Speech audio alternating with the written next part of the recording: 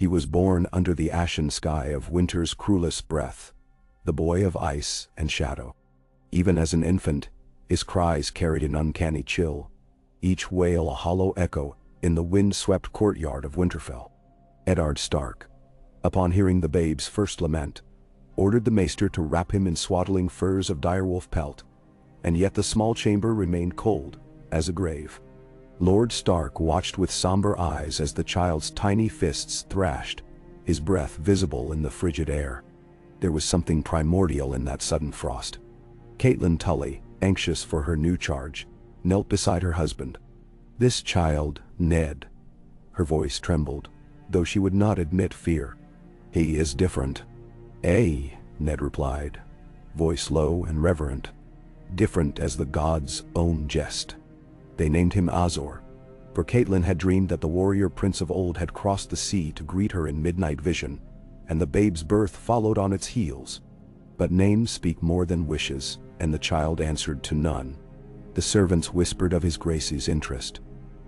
Whispers of prophecy, whispers of power. The small Stark scion grew swiftly, his eyes pale as winter's first frost, his hair dusky silver. As he toddled through the halls, the flags of House Stark at the end of his slender staff seemed to sway of their own accord.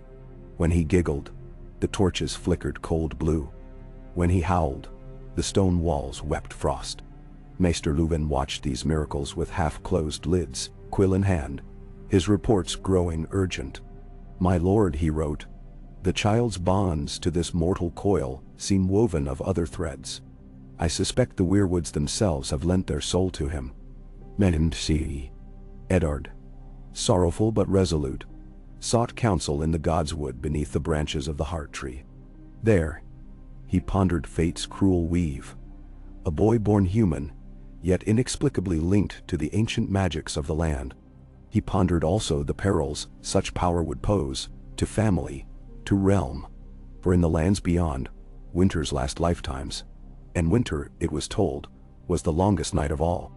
Azor grew into childhood with uncanny grace. He spoke little, his laughter rare and sharp, like glass struck by hammer. His limbs, slender and wiry, moved with impossible stillness, as though he knew the dance of shadows. Catelyn would watch him by the weirwood pool, one pale arm dangling in the water, his gaze fixed on the red sap tree. "Mother," he whispered once, voice deeper than his years, "they speak in the heartwood." She would shudder at the notion. "Who, my son?" "The old ones," he murmured.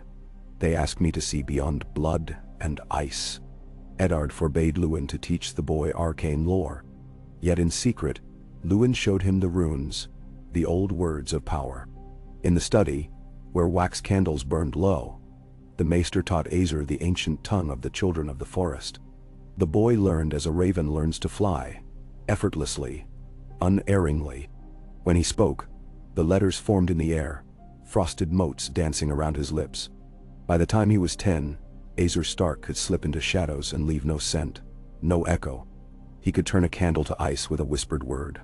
For years, he remained hidden behind the woven tapestry of the Stark lineage, an heir of blood, but also a child of deep magics older than the Seven Kingdoms.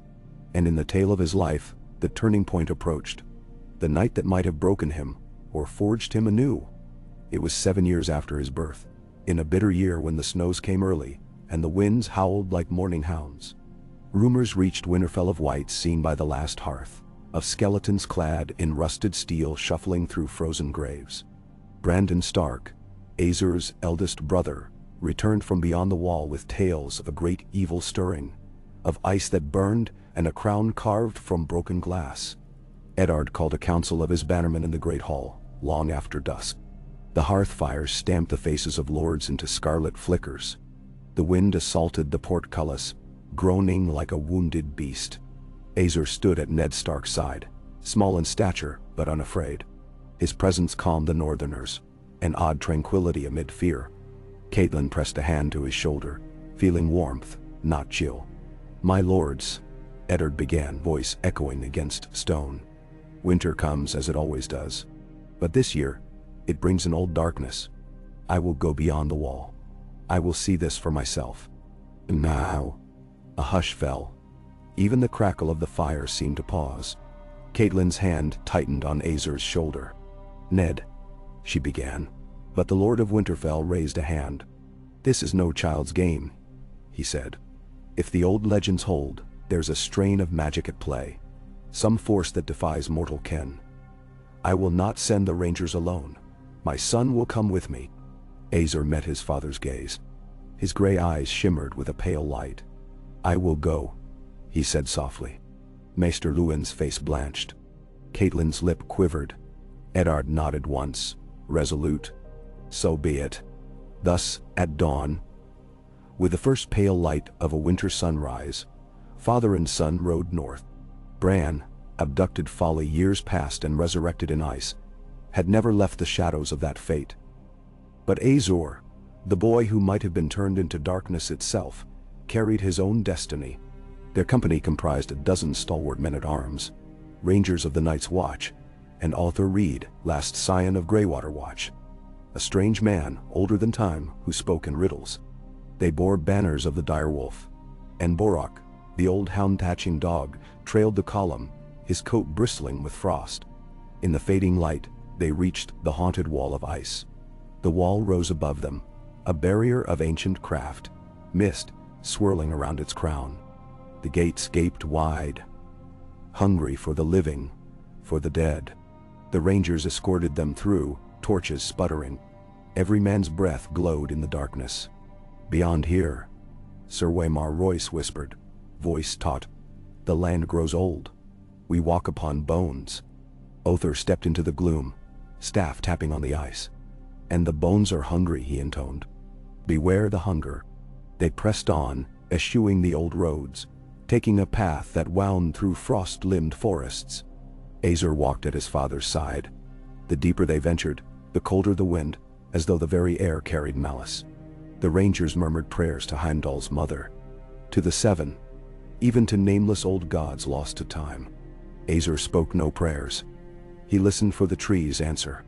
Late that night, they reached an ancient clearing. Weirwoods ringed a frozen pool as glassy and still as the river Nile. In the center, an ancestral statue half swallowed by snow depicted a sleeping king crowned with icicles. The legend said he was the first king of winter, wreathed in ice until his spirit passed on, leaving wraiths of frost in his wake. We rest here, Eddard said, nodding at the serpentine circle of trees. Torches were thrust into the snow, and the men set camp. Azor knelt by the pool, staring into its depths. The red sap that pulsed within the heart trees glowed faintly, casting feverish light on white bark. Other Reed joined him. The old man's eyes gleamed like polished jet. You feel it, boy. Azor nodded slowly. They speak. They say a new ruler will walk the lands in winter's name. One who has never known the cold of death. Other smiled, a grim twist of cracked lips. One who is human, soul intact, 10 colder than the grave.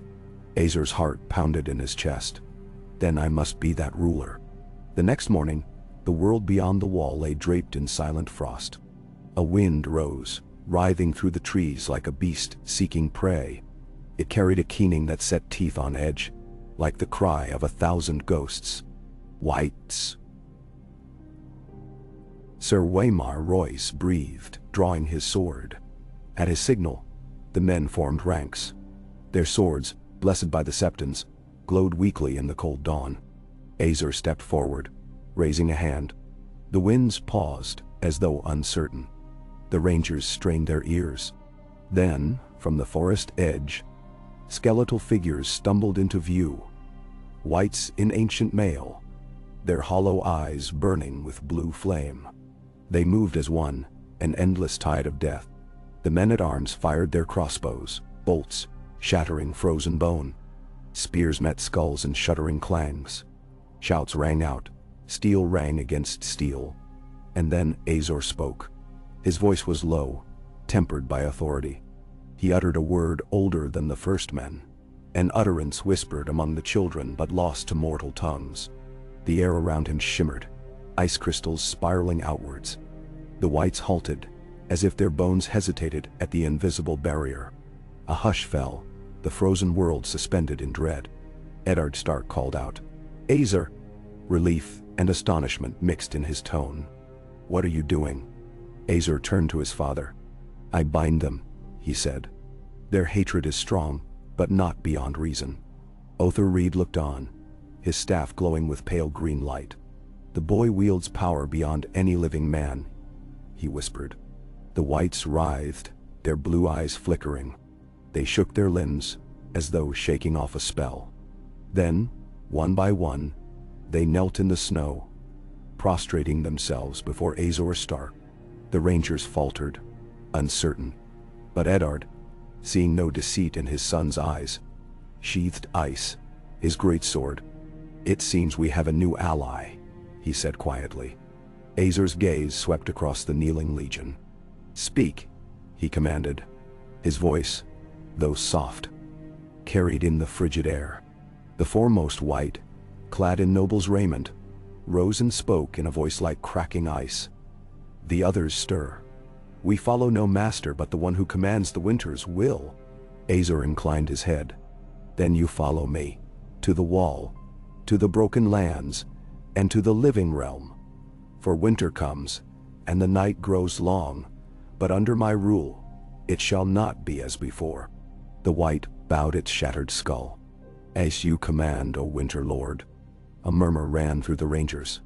The dead would serve the living? Yet in that moment, fear of the others eclipsed all doubt. Eddard Stark, Lord of Winterfell, placed a hand on his son's shoulder. "Lead them," he said with quiet pride. Azor extended his hand, and the whites rose behind him. A silent host. Borok, the old dog, whimpered but remained by Azor's side, sensing the shift of power in the air. Together, they turned south, back toward the wall. The dawn sun rose pale and cold. The wall's gates opened, and on the battlements, men of the Night's Watch gazed in awe at the frozen legion following the Stark boy. Word of the winter host spread swiftly across the north. Small folk gasped in disbelief as skeletal knights rode alongside Ned Stark's banners. Lords gathered at Winterfell to witness the miracle. A living child commanding the dead to serve the living. The realm held its breath as the headlines of legend came to life. At Winterfell, in the Great Hall, Azor knelt before his father. The assembled lords watched in hushed reverence. "Rise, Lord Azor of Winterfell, Lord of the Winter Host," Eddard proclaimed, voice echoing like thunder. "He is the Winter Lord born in flesh, who wields the power of ice without dying." Azor stood, the tip of his hood revealing those pale gray eyes. Murmurs rippled through the hall. Catelyn pressed forward, tears glistening in her eyes. She embraced her son, her small child, who had never turned. He had become their salvation, though they understood not the fate that awaited them all. And so it was that the boy of ice, born human and unbroken by corruption, rose as the Winter Lord of legend, commanding both the living and the dead to stand against the dark tide yet to come. The realm changed forever on that winter's dawn, and the tales of Azor Stark spread like wildfire through the frozen north, heralding a new age, one where the Night King never held sway, and the night itself bowed before the newborn Winter Lord. In London, the dawn chill lingered in every stone of Winterfell, yet within the great hall warmth hummed beneath the torches' glow. Lords and knights crowded the benches, quill and parchment laid aside, their eyes fixed upon Azor Stark as he strode to the raised dais beside his father. Behind him, the skeletal winter host stood silent vigil, their hollowed eyes reflecting the firelight. In that moment, the ancient prophecies and fearful legends of the long night coalesced into a single beating heart. The living boy who commanded the dead. Azor paused, hand resting upon the hilt of a shortened blade forged from ice and steel. Icebreaker, they called it. It had been wrought by the smiths of Winterfell in tribute to his power, its blade translucent yet unyieldingly sharp. The great hall hushed to a breathless stillness as he lifted the weapon, offering silent testament to the unbroken bond between flesh and frost. He turned, and the cold legion inclined their heads in unison. "My lords," his voice rang out, clear and firm, carrying the weight of authority beyond his years. The others have stirred. Their host advances under the cover of winter's darkest nights. Yet we stand unafraid, for we bind their dead to our cause. We who are born of flesh and warmed by hearth fire shall march beneath banners of dire wolf and bone. A murmur ran through the assembly. Some faces bore disbelief, others awe, but all recognized the gravity of his words. Eddard Stark rose, the banners of House Stark rippling above him. Azer stands for all the North, he proclaimed. Who among you will ride with the winter host to meet the coming storm? One by one the great houses stepped forward. Manderley of White Harbor, Glover of Deepwood Motte, Tallheart of Torrhen's Square. They pledged their sword and steel. Soon the hall swelled with oaths spoken in grim determination. And above all, Azer sensed the currents of fate shifting, as if the gods themselves inclined their ears to witness this covenant in blood and ice. That night, as torches guttered in the long corridors, and the wind howled against the ramparts, Azer wandered to the godswood. The heart tree stood silent, sentinel beneath a starless sky, its sap still as frozen tears. He knelt in the snow, tracing ancient runes in the frost with trembling fingertips. The whispers of the children of the forest drifted through his mind, echoes of a world unspoiled by man, when magic coursed through stone and root alike. Guide me, he murmured, that I may stand as bulwark against oblivion. A faint rustle stirred the branches. A spray of crimson droplets glimmered upon the white bark. Azer pressed his palm to the weirwood, feeling warmth, an anomaly in this season of unending cold. In that silent communion, he gleaned a fragment of vision, a sea of blue-white light upon which braided shadows writhed, a titanic shape composed of ice and sorrow, and beyond it, the faint luminescence of dawn breaking over a battered world. He withdrew his hand, heart pounding. The vision faded, leaving him with a certainty both terrible and resolute. The Night King he might have become still stirred in some far-flung corner of the world. But here, in the boy's stead, a new war would be waged. A war not merely of flesh and bone, but of memory and identity, of choice triumphing over fate. Over the next fortnight, Winterfell became a crucible of preparations. Towers were strengthened, palisades raised, and the blacksmiths labored day and night to temper steel against the frost. Azer oversaw the drills in the yard. Warriors learning to fight alongside skeleton knights, the dead and the living practicing formations that defied centuries of prejudice. Skeletal cavalry, led by the White Lord Sir Gotmar, thundered across the snow in false array, their rusted lances glinting like shards of moonlight. Even Maester Luwin, ever cautious of arcane meddling, confessed to marvel at the boy's gift. In the library's alcove, he shared with Azer the chronicles of the Age of Heroes, when mortals and supernaturals walked hand in hand. The boy soaked in each tale with hungry mind. The forging of the wall by Bran the Builder, the pact between first men and children, the battles against ice serpents beneath the distant moons. With each story, his purpose crystallized. He would remake the covenant between life and death, forging from it an unbreakable bulwark against the darkness.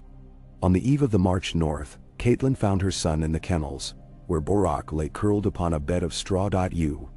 The old hound arched his head at her approach, his pale eyes reflecting familial warmth. Catelyn knelt, brushing a calloused hand over her son's shoulder. "You carry such burdens, my son," she whispered. Azer's gray gaze met hers, sorrow softened by determination. "I bear what must be borne. The living and the dead, they need a lord who knows both their hearts. If I falter, all this will perish." Catelyn's tears glistened in the lantern light. "You will not falter. You are my son, Dender." She rose and pressed a kiss to his brow. "Then go forth and claim your destiny." At dawn, under a sky as pale as bleached bone, Azer led the winter host, and the assembled armies of the north beyond the gates. Eddard Stark rode at his flank, Icebreaker's blade slung across his back, while Sir Roderick Castle and the Greyjoy bastard Theon led the infantry. High above, crows circled in ragged vigil, their cries banished by the solemn silence of hundreds of marching dead. Their destination lay at the fist of the first men, where scouts had reported sightings of the others moving among ancient ruins. The wind whipped across the rolling hills, driving icicles through furs and mail alike. But beneath his cloak, Azor felt the steady beat of power, flesh and spirit entwined, guiding his steps. As they neared the fist, the landscape grew alien. Frozen statues of warriors long fallen, centuries of ice half buried in snowdrifts. The ground thrummed with latent energy. Then came the first signal. Beyond a shattered outcrop, pale shapes advanced like a tide of living death. The others glided over the frozen plain, their armor carved from frost, their blades casting frigid vapors. Azor halted the column. "Hold," he commanded, breath visible in the air. He stepped forward, lifting his hand in solemn greeting. "I am Azor Stark, son of Ned, Winter Lord of the living and the dead. I invite you to parley." The others paused, a hush falling over the ranks. Their slender forms wavered like mirages. At their center stood an icy figure taller than any man, his crown jagged as a frozen wave. The air around him pulsed with cold malice. "I know you," Azor said, voice unwavering. "You are not kin to those whites I command. You are the ancient scourge the songs call Night Incarnate." The figure advanced, each step cracking ice underfoot. No words came, yet Azor heard a voice in his mind, a whisper like 1,000 shards of glass. "You wield my power, boy of flesh. Why do you call to me?" it asked. Azor lifted Icebreaker. Its blade glowed with inner frost. "To end this war before it begins," he answered. "Choose peace, or face a realm united against your darkness." The others' host shifted, their blades humming. They mirrored his formation. Tension crackled like lightning in the frozen air. Then the tall figure knelt upon one knee, blade driven into the snow. In that gesture lay either treachery or tribute. Azor held his breath. He sensed the vast tapestry of fate flicker, as if on the brink of unraveling. The others bowed, and their whites knelt in turn. The winter host, under the Stark boys' command, had prevailed not by slaughter, but by uniting the disparate legions of the dead. Triumph surged through Azor's veins, yet he drew a steadying breath. This was merely the beginning, an accord forged on the brink of annihilation, binding ice to ice.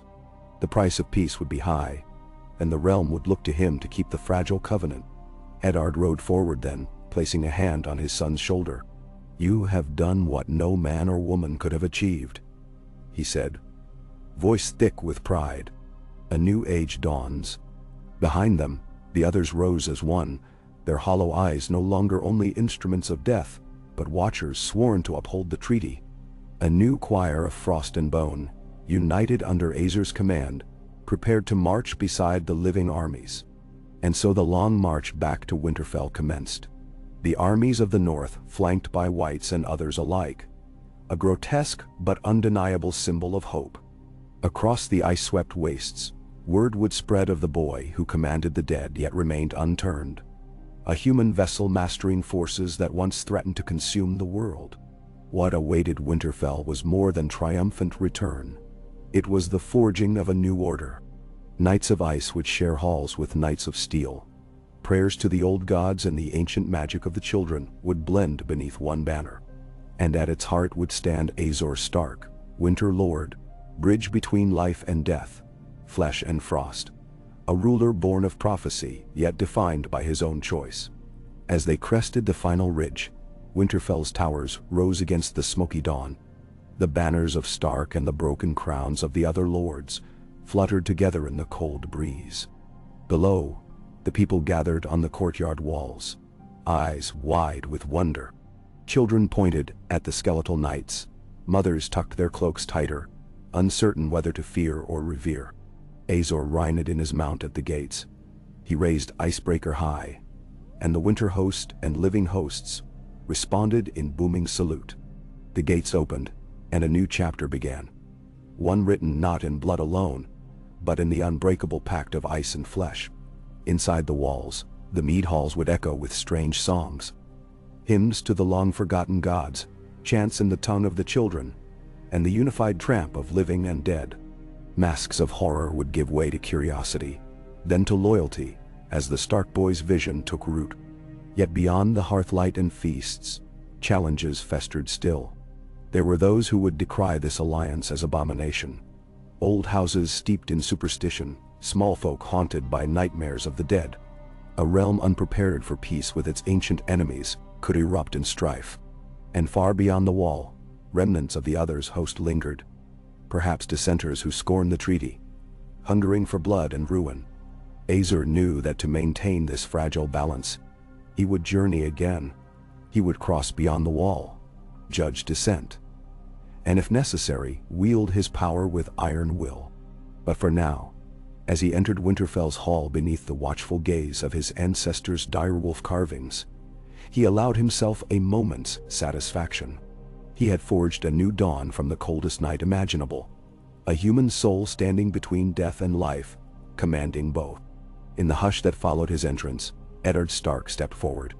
Lifting Icebreaker, he declared to all, "Let it be known throughout the Seven Kingdoms, and beyond that Azor Stark, Winter Lord, has bound the dead and the living in unity, and so long as his lineage endures, winter shall never again take our world unchallenged." A thunder of cheers shook the rafters, and torches flared as if to burn away the shadows. The Winter Host, freed from the other's singular will, stood still. But in Aezir's heart, he felt the steady pulse of countless souls, each pledged to his cause. Thus was peace wrought upon the blade of ice, and thus began the reign of Aezir Stark. Born human, never turned, yet possessing the cold power that had once threatened all life. The future, uncertain, vast, yet bound by his unbreakable oath, stretched before him like a frozen steppe, waiting to be claimed. Yeah. The dawnlight filtered through narrow windows as Aezir Stark's skeletal guard, and the northern host settled into routine at Winterfell. Days of triumph gave way to weeks of consolidation, patrols beyond the walls, diplomatic parley with lords uneasy at the presence of the undead, and nightly councils in the great hall where strategy was weighed against superstition.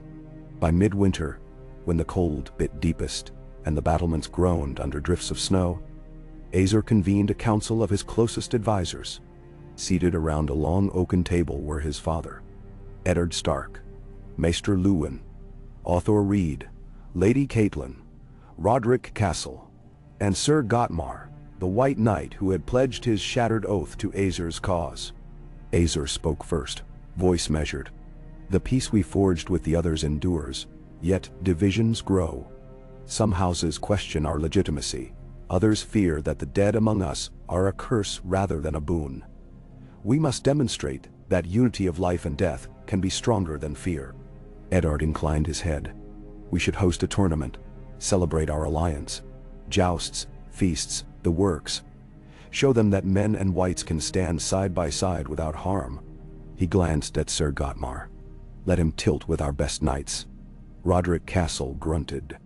"A spectacle worthy of a king, although I'd wager the White Knight has little taste for sport."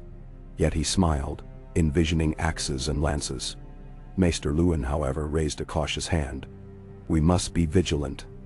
Magic this old, tamed though it may seem, retains wild currents. Signs of unrest among the others reached us. Small bands that refuse the truce. They gather where the wall is lowest." Aezir leaned forward. "Then we shall journey there. I cannot permit any enclave of darkness to fester and eventually break this peace." He paused, meeting each advisor's gaze. "I intend to ride beyond the wall once more. This time with a host of living and dead united." Lady Catelyn laid a gentle hand on her son's arm. "You have the strength, my son, but vow me you will not go alone." She looked to Eddard. "My son travels with the Stark host," Eddard declared. "I will not have him in danger without my side." He exchanged a nod with Roderick and Sir Gotmar. "We leave at first light." The morning of departure was bitter beyond words. Frost clung to man and beast. Breath froze in midair. Still, the united column, knights in gleaming steel, skeletal warriors in frost-rimed armor, and Stark bannermen, marched north along the ancient track that once served the first men. Other Reed rode at Aezir's side on a painted saddle of weirwood, his sightless eyes seeing more than any man. "Something stirs in the deep places," he said, voice low and gravelly. "A remnant power that even your pact cannot yet quell." Azor nodded. "Then we must find its source." He glanced ahead to where the wall's shadow loomed, its icy ramparts scarring the pale sky. By nightfall, they camped in a fold beneath the wall's eastern flank. Fires were lit, but warmth barely reached beyond the immediate glow. Torches cast monstrous shadows of skeletal cavalry as they patrolled the perimeter. In a secluded tent, Azor and his father pored over worn maps of the haunted forest. "The lowest pass lies east of the Shadow Tower," Eddard pointed. "Beyond that, the land opens into a frozen basin." He traced a route. "We will follow the old road. If there are dissenters of the other host, this will be where they gather." Azor studied the map. "Good. Dad, we move at dawn. I will ride with Sir Gotmar, Rodrik, and 100 whites. The living will follow in support." He looked to Luin and Caitlin. "Keep Winterfell secure. Should word arrive that the truce fails, we must hold firm." Caitlin placed a hand over his. "Be swift, my son." Her eyes brimmed with both pride and fear. At first light, the Stark host swelled into motion. White banners and the pale glint of bone marched in disciplined array. Wolves of Winterfell howled in accompaniment, their keen noses tracking on the frozen winds. They passed beneath the wall's yawning arch, entering a land of whiteness broken only by the black sentinel towers. Ravens wheeled above, squawking at the unnatural alliance below. By midday, Other Reed halted the column at a cairn of stones carved with runes older than the first men. He tapped his staff upon the snow and muttered words of power. "They hide near here," he pronounced. "Tread lightly." Azor nodded. He beckoned Sir Gotmar and 5 undead knights forward. The skeletons melted into stillness, their forms blending with fallen birch and ice. Azor signaled Rodrik to advance with living scouts flanking. The wind died as they entered a moonlit clearing ringed by ancient weirwoods. Their white bark was stained a deep red, sap slowly oozing.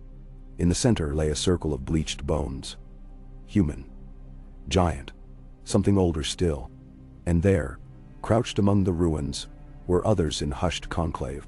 Azor stepped forward. Icebreaker drawn, its blade humming faintly. "I am Azor Stark," he called. "Winter Lord and Master of the Dead. You break our peace." The others turned as one. Their pale faces gave nothing away. But one, the smallest among them, spoke, voice crisp as frozen glass. "You bind us, human. You claim authority. But authority is earned, not taken." Sir Gotmar advanced, sword leveled. "You will stand down, or face a host of the dead." The others laughed, an eerie chorus that echoed among the trees. Then shadows shifted, and from behind weirwoods emerged a host of humanoid figures clothed in fur and carrion, their eyes burning with malice. Azor's heart clenched. Undead but independent. Rebels spawned of despair. He turned to the living rangers. "Form ranks, defend the flanks." Then to his whites. "You know their patterns, bind them before they can flee." The first clash was thunder in the silent wood. Steel rang against steel, bones splintered, and the air filled with cries of anger and pain. The others swept forward, their blades dripping with toxic frost that turned flesh to ice within seconds. Yet Azor's whites surged in counter, their hollow howls chilling the opposing dead into submission. At the center, Azor faced the leader of the rebel others, a towering figure with a crown of frozen thorn. It raised its arm, conjuring a spear of pure ice that crackled with eldritch energy. Azor met its gaze and recited an incantation learned from the children. "O brother of night, heed blood and bone. Cease your wrath, return to the fold. By Stark and Weirwood, by oath and rune, I bind your spirit in cold's gentle hold." Then, the spear froze mid-air, shards falling like crystal rain. The rebel other staggered, its crown cracking. Azor stepped forward, pressing Icebreaker's hilt to its chest. "Yield." The creature convulsed, then collapsed to its knees. Behind it, Other rebel others yielded as well, their eyes dimming from war-bright to obedient glow. The battlefield stilled. Living men and skeletal knights alike stood panting in the snow, swords dripping red and white. Azor sheathed Icebreaker. "Bind them," he ordered. "No harm. We reclaim these souls for the Winter's Guard." Sir Gotmar walked among the prone others, chanting an oath that knit them back into the Winter host. One by one they rose, transformed from rogue death into loyal vassals. Eddard rode up, dismounting beside his son. "You have done well. Yet this rebellion hints at greater descent." "Then?" Azor nodded, eyes on the fallen runes. "The old power stirs. We must find its wellspring, where the others draw new strength." Othar Reed pressed close. "The Fanged Pit lies not far, to the northwest, beneath the mountains. There the source sleeps." Azor's jaw tightened. "Then we march. Today we crush the first seeds. Tomorrow we uproot the root." Over the next fortnight, Azor led his hybrid host deeper into the haunted lands, following cryptic clues from Othar's riddles. Each night, he stood vigil beneath the weirwood moon, dreaming of the Fanged Pit, a yawning chasm where the lineage of the others was said to originate. At Winterfell, Lady Catelyn presided over the fragile peace among the lords, while Maester Luwin prepared dispatches to the Citadel, requesting scholars versed in ancient lore. Roderick Castle drilled the Whites, teaching them precise formations. Even the small folk adjusted to the silent sentinels at the gates, trading fearful glances for respectful nods. But letters arrived. Stories of beasts of frost stalking caravans south of Moat Cailin. Whispers of skeletal raiders attacking coastal villages. The war was not yet won. It had merely shifted. Azor's absence left cracks in the covenant that enemies sought to exploit. In the early hours of a moonless night, Azor's host crested a ridge overlooking a vast ice field. Below, lit by pale aurora, lay the entrance to a cavern carved of blue-tinged ice. The Fanged Pit yawned at its heart, rimmed with icicles like twisted teeth. He dismounted, Othar beside him. "The source lies within," the old man whispered. "Be cautious. Its voice can betray even the strongest will." Azor gathered his inner circle. Eddard, Sir Gotmar, Roderick Castle, and 3 white lieutenants who had proven their loyalty. He handed each a torch of weirwood, its flame burning red amid the ice. Together, they descended. The air in the cavern was thick with ancient chill. Walls glistened like cut crystal. The ground, slick and unstable. Far below, a dull pulse echoed. Heartbeat of the ancient power stirring. Finally, they reached a vaulted chamber where a singular column of ice rose from floor to ceiling. Within it lay a formless shape, a mass of tendrils and frost, shifting as though alive. Its aura pressed upon Azor's mind, whispering half-remembered promises. Dominion over life and death, unending reign of winter without the weakness of flesh. Azor's vision blurred as the whispers clawed at his resolve. He could feel the hunger of that power, the pull toward absolute sovereignty. Eddard sensed his son's struggle. He gripped Azor's shoulder. "Remember who you are," he urged. "You chose to remain human. Let that strength guide you." With a roar, Azor lifted Icebreaker and struck the column of frost. The blast shattered the ice, releasing a geyser of cold that knocked all from their feet. The formless entity writhed, its tendrils lashing out like serpents of glass. Sir Gotmar leapt forward, slashing a white knight's ritual blade into the shape. Roderick and the white lieutenants joined, steel and bone carving paths through swirling frost. Azor, regaining his footing, chanted the binding spell he had refined. "By blood and bone, by heart and soul, I sever your bond from our world's sun. No hunger remain in mortal patrol. Return to stillness, your will undone."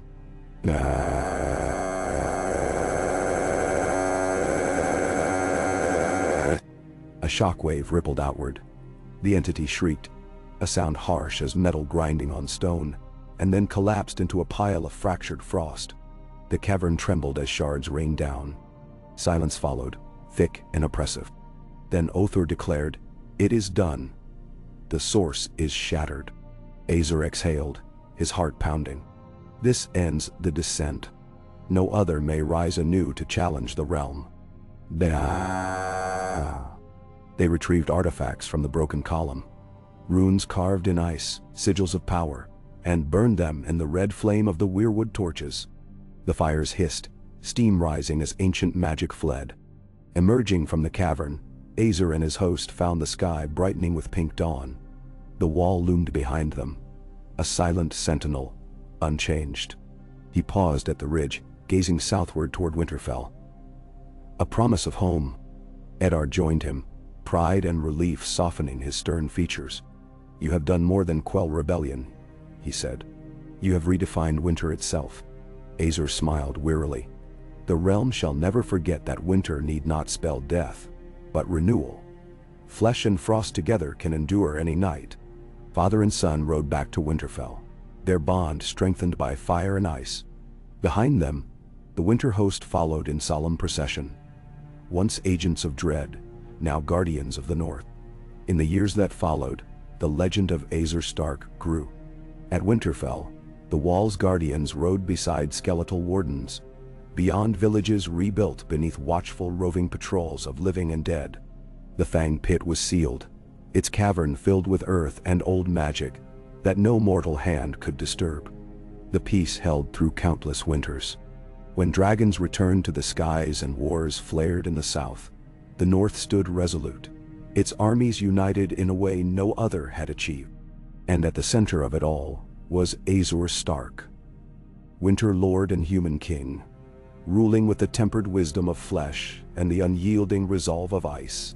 His reign became the new chapter of the North, one of prosperity under the guardianship of the dead, of unity born from ancient fear. Songs were sung in the great hall, not of dread but of hope. How a boy born human, touched by ice yet never turned, forged an unbreakable bond that kept the long night at bay. And when Azor at last passed from the world, old and wise, he did so surrounded by those he had saved, living and dead alike. His legacy endured in the carved runes on the wall, in the red-sapped weirwoods, and in every hearth lit against the winter's chill. For though winter would always return, it would never come by itself again, and never, ever, unchallenged. Ah, Kai, MJ. Winterfell's fires glowed like jewels against the deep midwinter dusk, and yet within its walls the air thrummed with tension. The victory beyond the wall had bought peace for the north, but far to the south, the drums of war still echoed through the kingdoms. Azor Stark, Winter Lord, King of the North, stood gazing from the battlements, cloak drawn tight against the biting wind. Below, his living knights trained alongside their skeletal brethren, moving in silent formality through ritual drills that melded steel and bone. He watched until the torches dimmed into flickering ghosts, then turned away toward the great hall, where urgent dispatches awaited him. Catelyn met him in the corridor, her brows lined with concern. "My son," she said softly, "news from King's Landing grows darker by the day. The southern lords press their claims, and the Iron Throne's grip loosens." Azor nodded. The letters he carried bore the sigils of houses Tyrell, Martell, and Lannister, each demanding tribute, each threatening incursion if their demands went unmet. Even the Citadel muttered about the North's unnatural army, and whispered that the Wall's ancient oath of protection did not extend beyond the Seven Kingdoms. "They fear what they do not understand," he replied. "But fear will not break this realm again." "That may not be enough," Catelyn warned. "They speak of raising fleets, of marching armies. The North stands alone." Her eyes searched his pale features. "Will you ride south?" He straightened. "I must. I will bring them a choice. Alliance under the Winter Pact, or the cold steel of the Winter Host." He paused. "And I will need more than words and threats. I will need a show of strength they cannot ignore." Within days, the banners of Winterfell rode south. An unprecedented host of living men and skeletal warriors, wolves and crows and iceborne knights, all arrayed beneath Azor's direwolf and bone standard. The roads were drifted white, yet the column moved with eerie swiftness, the dead striding without rest while the living kept pace in awe and fear. At every village, peasants wept and knelt as the skeletal vanguard passed, and even the caravans of merchants dared not impede their path. They skirted the wall's edge, then veered east, crossing the Neck via the ancient causeway and Tommen's Folly. The swamps of the Neck lay silent under frost, the crannogmen offering passage in dark skiffs that glided unnaturally over glassy water. At last Hearth, 1,000 skeleton archers relieved the night's watchmen guarding the ruins. And beyond, the deep forests of the Gift swallowed them in gloom. Yet wherever they passed, the host left a trail of renewed life. Blighted snow melted, sick livestock revived, and a faint warmth lingered in the air, rumored by small folk to be the blessing of Azor's power, tempered by his human compassion. At White Harbor, Lord Wyman Manderley knelt before Azor, tears bright on his cheeks. "My liege, I pledge my ships and my men," he declared. "Let us sail as your vanguard, to light the path for the 7 kingdoms." Azor bowed once, accepting the gift. "You shall have honor in my hall, and a place in the realm to come." He turned to Catelyn. "Send word to Winterfell. I leave half the host here under Lord Manderley's command. The rest sail with me to King's Landing." Catelyn's eyes burned with pride and worry. "Be swift, my son, and return safely."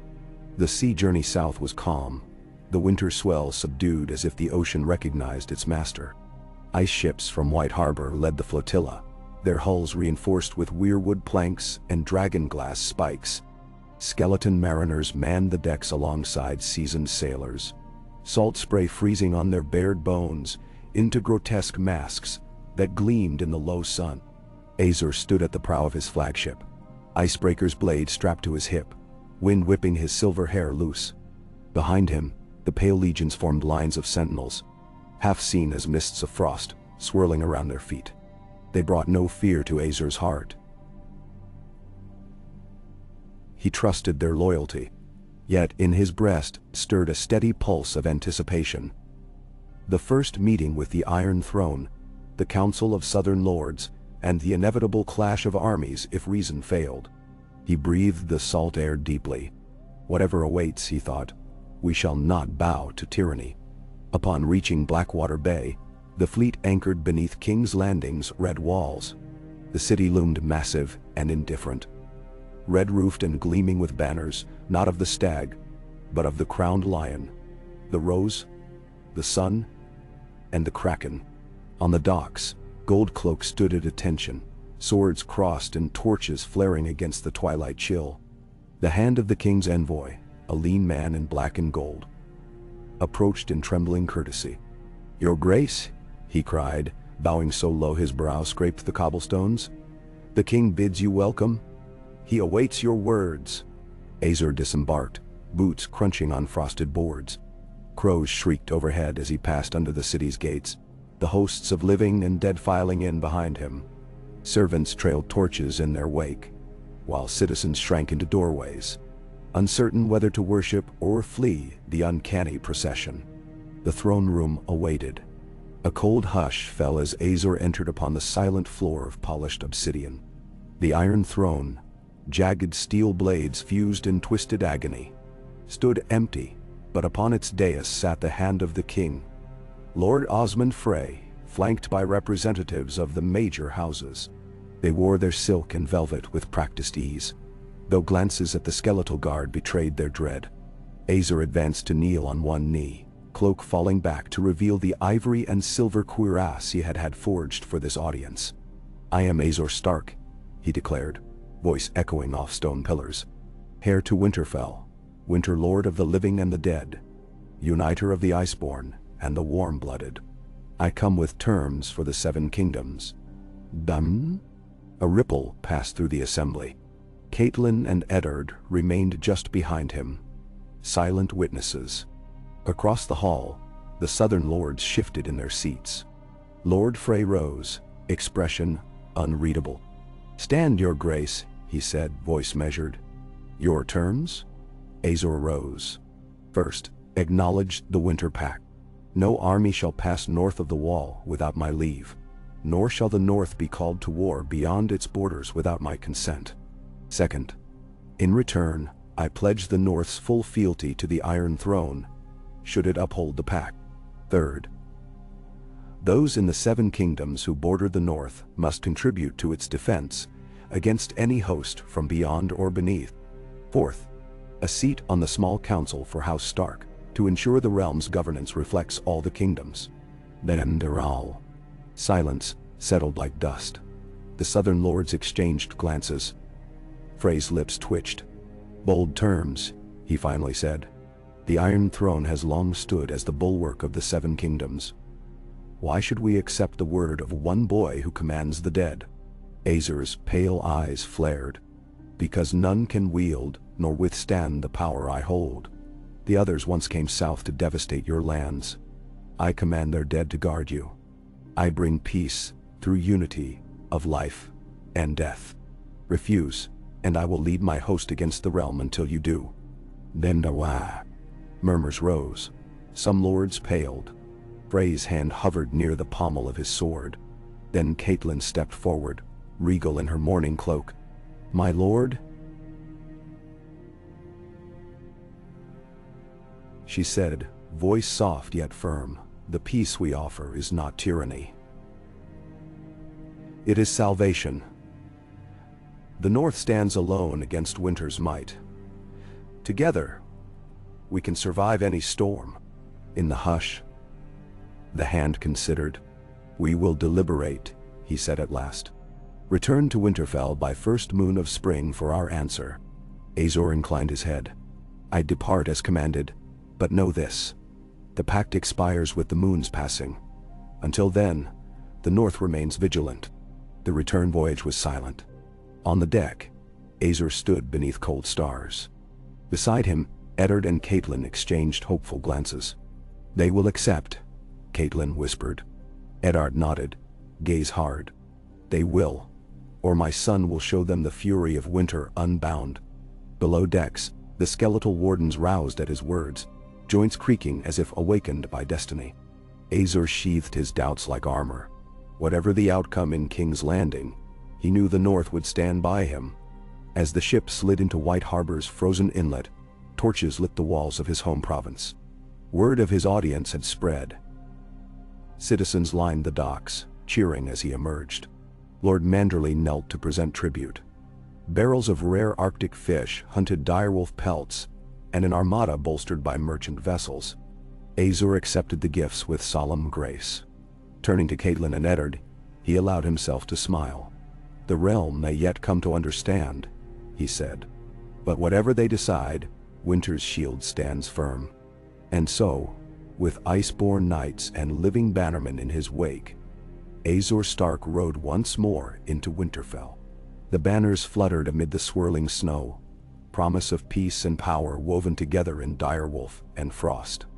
Beyond the wall and below the sea, threats still slumbered.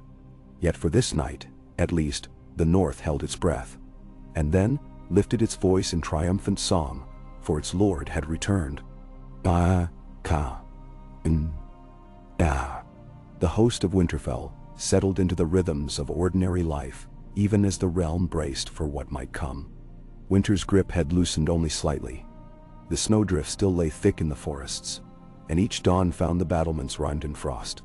Yet beyond those walls, the wheels of politics turned with merciless speed. Azor Stark awoke on the morning after his triumphant return to Winterfell to find the great hall filled with envoys, escort lords in brocade cloaks, armored knights from the Riverlands, and a stern-faced deputation from Dorne, their dark eyes unreadable beneath hooded mantles. They had come bearing letters from the hand of the king and from Queen Cersei herself, entreaties and ultimatums both. Accept the Winter Pact in full, or be declared traitor to the Iron Throne. He stood before them in a simple furs-lined tunic, Icebreaker's blade sheathed at his side. Caitlin and Eddard flanked him, silent pillars of support. When the first envoy, a scribe bearing the fleur-de-lis of House Tyrell, stepped forward, Azor raised a hand. The hall fell silent, the murmurs of assembled small folk and retainers drifting into stillness. Your Grace, the scribe began, voice quavering. The Queen commands your oath. She offers the North its seat on the small council, rewards in coin and land, and pardon for the, unconventional nature of your host. but she demands tribute. Ships from White Harbor beneath the royal banner, levies from the Gift and the Wolfswood, and full recognition of the Iron Throne's authority. Azor's gray eyes narrowed. Pledge your service, and you shall have my support, he answered evenly. Demand it as a tribute, and you break the very bond you seek to uphold. The pact must be mutual. The Iron Throne asks for loyalty. It must give protection in return. Venderwand. A murmur stirred among the envoys. The scribe hesitated before producing another missive, sealed with the sigil of Dorne's prince. And here, he said, is an offer of alliance from Prince Doran Martell. Marriage ties, trade concessions, and Dorne's own armies pledged to the defense of the North. Should you swear fealty in person at King's Landing? He bowed, stiffly, and withdrew. Eddard's voice broke the hush. This is a chance to bind the realm in peace, he said. Dorne's offer is generous, and the Tyrells must be tempered by reason. He looked to Azor. What say you, my son? Azor stood, cloak falling back to reveal the polished steel breastplate bearing the direwolf and the crystal crown. I will ride south once more, to accept Prince Martell's hand-in-marriage alliance, and to negotiate terms acceptable to all the kingdoms, he declared. But I will not bend the knee in word alone. I will stand at the Iron Throne and swear not to Cersei Lannister, but to the realm itself, to the people of Westeros, and to the ancient promise of unity against darkness. And thou? Catelyn allowed herself the hint of a smile. A bold stance, but true. The North will follow. Within a fortnight, Azor's delegation set forth. A smaller, swifter host bearing the banners of Winterfell and Dorne together, bones of the Winter Host, marching in silent formation behind Dornish spearmen in lacquered ochre armor. At every ford and mountain pass, their passage was marked by villagers laying out salted eggs and spiced wine, offerings of goodwill that thawed ancient animosities even as the air remained cold. They reached King's Landing under a sky streaked with crimson dawn. The city was restless. Riots had erupted among commoners, terrified by rumors of a hostile army of the dead returning to feast on the living. Goldcloaks struggled to maintain order as Azor's representatives disembarked. Sir Roderick Castle for the North. Sir Nymeria Dane for Dorne, and Maester Luwin as liaison to the Citadel. Inside the Red Keep, the small council convened in the Painted Chamber, its walls draped in tapestries of smiling faces and golden fields, a surreal backdrop for grim negotiations. Lord Frey, the Hand, sat beside Queen Cersei, whose ivory hair gleamed like frost under torchlight. Tywin Lannister's statue loomed behind them, a silent reminder of iron rule. Azor entered alone, icebreaker still at his hip. He clasped his hands before him. I come with an alliance, he said, tone measured. The North and Dorne stand as one against the old terrors that stalk these lands. I ask only that the Seven Kingdoms honor the Winter Pact as I have kept it. Mutual defense, shared counsel, tribute proportioned to need, and laws that transcend the whims of any ruler. Then, Cersei's lips curled, we have no need of your winter ghosts. She spat. The Iron Throne commands you. Azor met her gaze. Then I command you, convene a great council of all noble houses, that we may amend the laws to reflect the truth of this age. If you refuse, I will withdraw my armies to Winterfell, and you will face the others unprepared. A tremor ran through the chamber. The lords and ladies exchanged shocked glances. The queen's face darkened. She leaned forward. You would leave the South undefended? I would leave those who refuse to stand with us to their fate, he replied, voice calm. Silence fell, broken only by the wind sighing through stained glass windows. Then, unexpectedly, Sir Jaime Lannister rose, hand on the pommel of his golden sword. I will ride north with you, he declared, gaze fixed on Azor. I have seen the others beyond the wall. Your pledge is the only hope for this realm. A chorus of astonished exclamations filled the hall. Queen Cersei's eyes widened, then narrowed in fury. But the die was cast. Southern knights began to pledge their support, voices rising in reluctant assent, until the Painted Chamber resonated with a new accord. By mid-spring, The great council convened at Harrenhal, its stones echoing with the voices of 100 lords and ladies.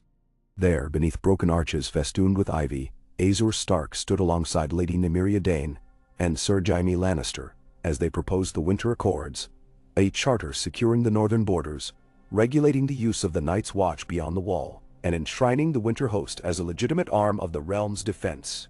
Each clause was debated by firelight, each amendment carved into parchment by master scribes. Days passed. Alliances shifted like storm clouds. House Frey balked. House Baelish plotted to undermine the pact, and the faith militant whispered of unholy necromancy. But in the end, it was the memory of the long night and the mortal terror it had wrought that prevailed. With a unified stroke, the lords affixed their seals, and the Winter Accords were born. When the scrolls were signed, Azor addressed the assembly. Let this covenant stand not as an instrument of fear, but as a shield forged in unity. As long as the sun rises and sets, the north and the south, the living and the dead, shall stand together against the long night. Then, a roar of approval shook the ruins of Harrenhal, and beneath the arches, the lords celebrated with mead and dance, skeleton knights tapping their bony feet to Dornish flutes, Wool Seaworth raising a toast alongside wights in rusted hauberk. It was a spectacle never before witnessed in Westeros, a kingdom healed by an alliance of flesh and frost. Yet, even as laughter echoed in broken halls, Azor's heart remained vigilant. The others still stirred, and far to the east, beyond dragon-haunted seas, new perils awakened. He knew his war was far from over. But for the first time since his birth beneath an ashen sky, he felt the promise of dawn. Not merely as a break in endless winter, but as a dawn of a new age, in which humanity and ancient magic walked hand in hand. The Winter Lord rode back to Winterfell beneath banners emblazoned with direwolf and sun, a living testament to what hope and determination could achieve. Behind him trailed the united armies of Westeros, living men and skeletal sentinels alike. Their silence avowed that the night would never again claim the world, unchallenged. And so, with the Winter Accords sealed, Azor Stark, a boy born human and never turned, became more than a legend. He became the Dawnbringer, the bridge between worlds, and the keeper of the fragile peace that would light Westeros through its longest nights. Pandi, Kandini, Inda, Genja. The dawn arrived pale and brittle, and with it came the stirring of a realm reborn under the Winter Accords. On the courtyard of Winterfell, Azor Stark watched as Dornish torchbearers and northern woodsmen alike trained side by side. Their laughter mingled with the rattling of skeletal armor in steady drill. He allowed himself a moment of calm, perhaps the first since he had knelt before the heart tree as a small child, and felt the weight of Icebreaker at his hip, its chill, a reminder of the power he alone mastered, without yielding to shadow. A horn's call sounded, echoing against battlements and sending ravens flapping into the low-flying mist. Maester Luwin hurried from the rookery, clutching a sealed scroll. "My lord," he said, breathless. "Messengers from the wall. They report unnatural tremors in the haunted forest, trees uprooting themselves, wights moving beyond their stations without command." Azor's gray eyes narrowed. He drew Icebreaker and slashed its blade through the morning air. A ribbon of frost hung in its wake. "Gather 10 mounted riders," he ordered. "Riders of the living, and bring Sir Gotmar's host as well. We ride north at once." Turning to Catelyn, he added quietly, "Prepare the Weirwood Athame and the chapter of Sealing Runes. This is no simple breach." By midday, a mixed company of horsemen and skeletal cavalry threaded their way through wind-lashed pine. At Azor's side rode Sir Jaime Lannister, now cloaked in northerners' furs, his golden hand grasping his sword's hilt as though testing its balance. Behind them, Othar Reed moved like a shadow through the trees, staff in hand and eyes alert for arcane tremors. They reached the mouth of the haunted forest by dusk. The trees here were ancient beyond reckoning, their trunks gnarled and wide as castle towers. Yet something was wrong. Their roots writhed across the snow, ripping earth from the ground in silent revolt. Branches snapped, groaning under some unseen burden. Pale shapes drifted among the trunks, whites that neither bowed to Azor's command nor fled before their blades. Azor dismounted and strode forward. "I am Azor of Winterfell, Winter Lord of the living and the dead," he called into the gloom. His voice rang clear, but there was no response. Only the eerie snap of wood and an oppressive hush. He lifted the weirwood athame, carved with the sealing runes. "By the covenant we bear, I command these woods to stand in place. If you answer the old binding, let your roots quiet now." For a heartbeat, nothing happened. Then, like a sudden gale, the forest convulsed. Roots writhed toward him, as if intent on dragging him into the frozen ground. Whites emerged, their eyes too bright, their movements too frantic. Jaime drew his sword and charged, scattering them, while Othor chanted in the children's tongue. Icebreaker flared, its blade casting pale blue light that melted creeping ivy and seared reanimated flesh. Azor leapt into the fray, athame in one hand, and calling the sealing words. The runes on his palm burned hot, and roots recoiled as though scorched. Whites fell silent, dropping to their knees. Trees trembled and halted their advance. But the deeper heart of the forest remained restless, as though some primeval force still fought against the binding. Sweat and snow mixed on Azor's brow. He pressed deeper into the trees, each step guided by the whispers he had learned at the Isle of Faces. Othor and Jaime flanked him, breaking off whites while the living rode back those driven by the forest's fierce awakening. At the heart of the root chaos lay a massive weirwood, its trunk split by a glowing fissure, an otherworldly crack that pulsed with shifting blues and blacks. Azor approached and placed both hands upon the split bark. "By the first pact," he intoned, "I seal this wound in the world. By iron, bark, and bone be mended." He spoke the final words in a voice that cracked the winter air. For a moment, the world held its breath.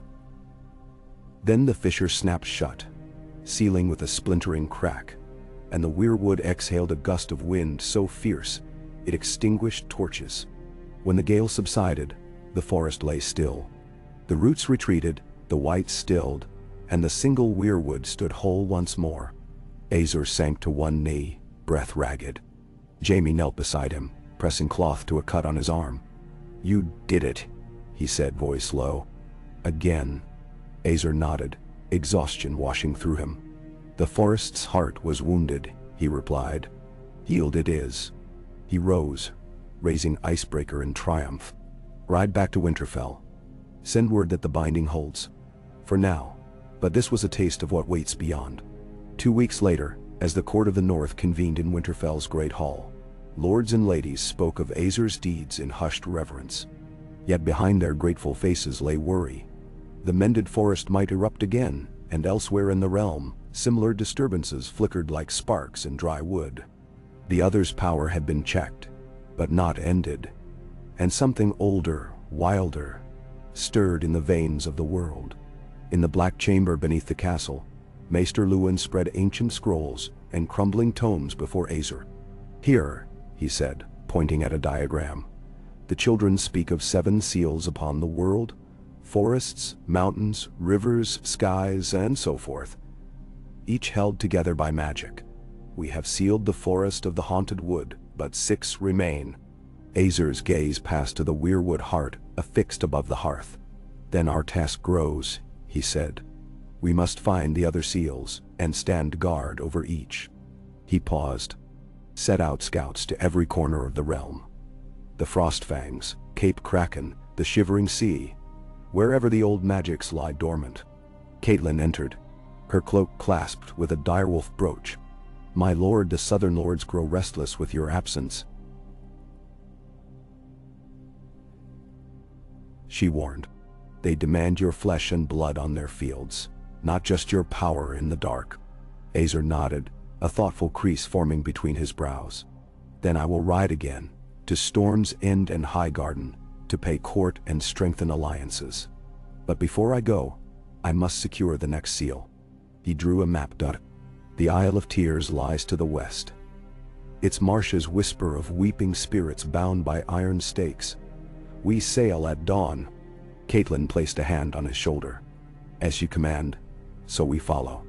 The journey to the Isle of Tears took them through winter's last throes and into the grudging thaw of early spring. The White Harbor fleet led the way, coiling into the narrow channel that fanned into salt marshes, shrouded in mist. Skiffs carried skeletal rowers alongside living mariners, their oars slicing through black water so slimy it mirrored the sky. Azor stood at the prow, eyes hooded against spray. Beside him, Sir Nymeria Dane and a retinue of Dornish knights watched with guarded curiosity. Other Reed chanted quietly, invoking words of protection as they entered the marshes, where twisted willow and alder formed choking walls. When at last they found the isle, no larger than a rookery of White Harbor, the air was heavy with brine and sorrow. Rusted stakes ringed its perimeter, each topped with skulls and talismans to hold back restless spirits. The stakes pulsed faintly with green light, tethering the dead to the mud and reeds. Azor disembarked alone, atame in hand. He felt the spirits around him, whispering.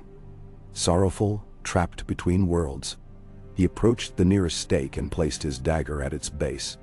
"By the binding of old," he intoned. Voice hushed. "I renew the pact that holds your grief. No more shall you wander in torment." He carved runes into the wood, each stroke sealing the tether. A wail rose from the marshes, but as the final rune glowed, the sound died to silence. One by one, he walked the circle, invoking the sealing words until each stake shimmered, and the spirits settled into peace. Night fell as he completed the final binding. Around him the ride returned, a small group of living and dead, their eyes alight with witnessing something profound. They knelt in reverent silence as Azor gathered the athame and stepped back to the waiting boats. On the deck, he breathed deep. "Another seal holds," he declared softly. Sir Jaime, leaning on his golden hand, gave a rare smile. "You are a marvel, my lord, a savior of both living and dead." Azor watched the marsh fade into mist. "This is only the beginning," he said. 6 more seals remain, and the world's stitches grow weaker. He turned to Author. "Prepare the chart of ancient seals. We sail for the Sunset Sea next, toward the ruins of old Valeria." As the fleet pushed off under a blood-red moon, Azor allowed himself a glimmer of hope. Each seal renewed was a step toward mending the world, and each step was guided by his unwavering will. Born human, never turned, armed with both compassion and power, he would stand sentinel over every wound until the long night was but a whisper in legend. And even then, he would not rest, for the true dawn of peace needed a vigilant guardian. Azor Stark, Winter's king, Bridge of Worlds, rode on into the deep, uncertain waters, toward the next seal, toward the future yet unwritten. Gandhi. Azor Stark stood on the prow of his flagship as dawn's first light turned the smoking sea from umber to gold.